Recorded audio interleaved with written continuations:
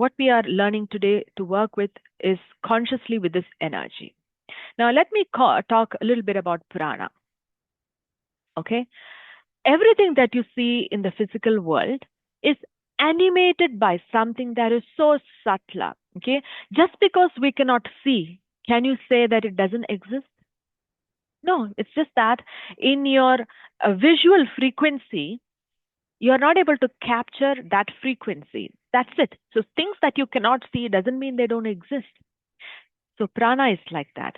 Prana in English, simple form, is a life force.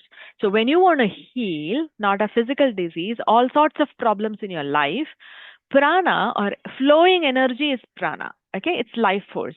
It's your vital energy. So that is when somebody dies, we'll say pran chala gaya, right? Pranan has gone. So in Vedic sciences, this animating force is prana.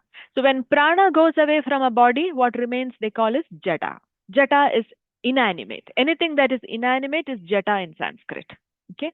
So when pran goes out of the body, then you are just a mere jata. So prana is not metaphor.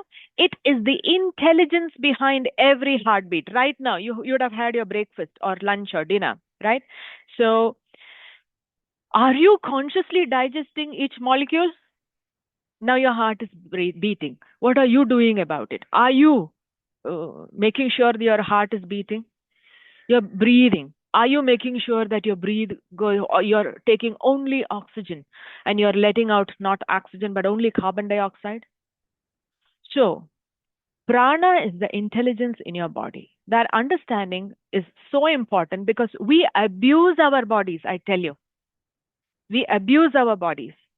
And when you don't interfere with your body, actually you're fine.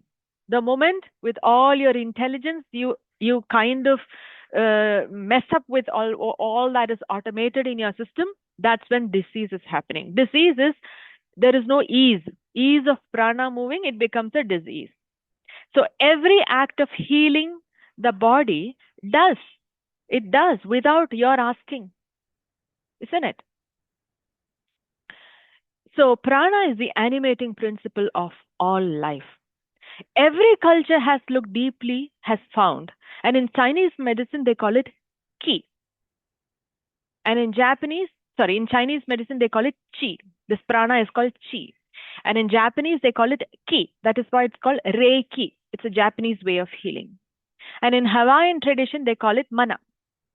And in Vedic tradition we call it prana.